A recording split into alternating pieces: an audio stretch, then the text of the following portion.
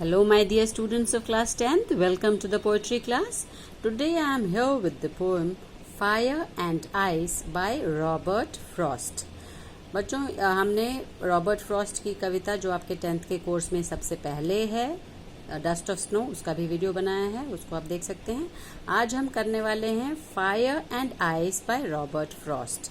Robert Frost के बारे में उस वीडियो में भी बताया था हमने और इसमें भी वही कहेंगे. He was a very famous American poet and his poems are very simple with a larger significance, greater importance.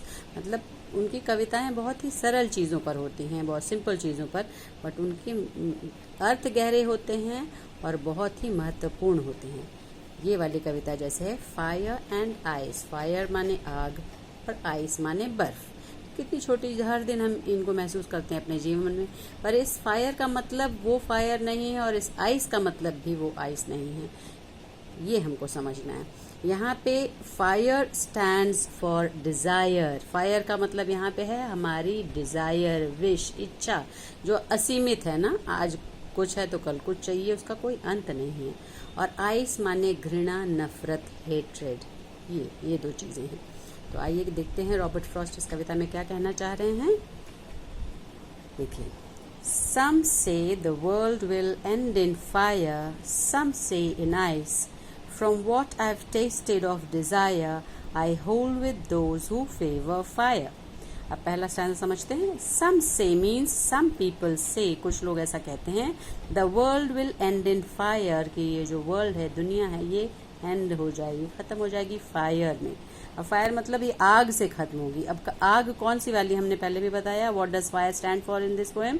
Fire का मतलब यहाँ पे क्या हुआ, जो इंसान की, मनुष्य की इच्छाएं अनंत हैं, असीमित हैं, हर दिन कुछ न कुछ बढ़ती जा रही हैं, लालच उसकी, तो ये इससे दुनिया खत्म हो जाएगी, ऐसा कुछ लोगों का मानना है. सम से इन आइस, कुछ लोग कहते हैं ऐसा नहीं है, दुनिया किस में खत्म होगी, ice. So you can clearly see there are two teams of people.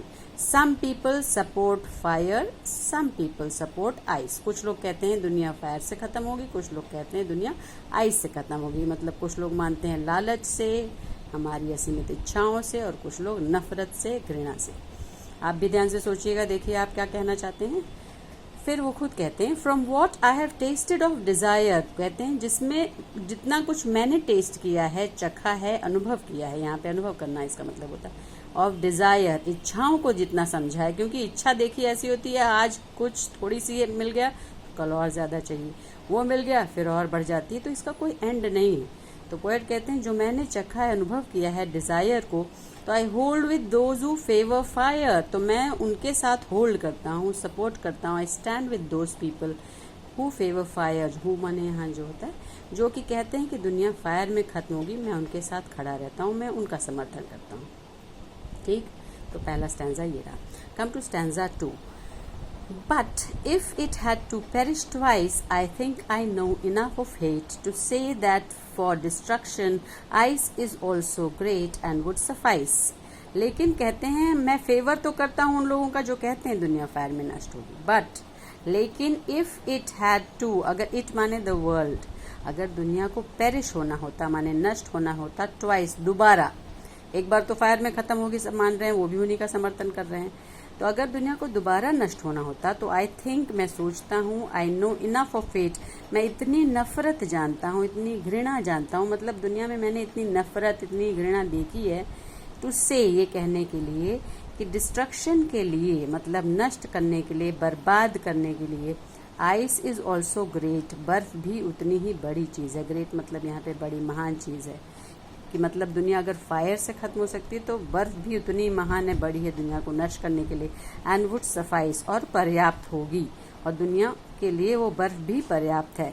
Means the world can end in two ways, in fire and in ice. So this is a very deep poem for you, very important poem. तो आपको ये समझना है, तो ना तो हमको इतनी इच्छाएं रखनी है सीमित कि लालची बन जाएं और दुनिया नष्ट हो जाए, और नहीं हमें किसी से घृणा करना है, because it's a very short life. जीवन हमारा बहुत छोटा है. So keep loving, keep understanding people, do not fight. Okay, that's all for today. Thank you.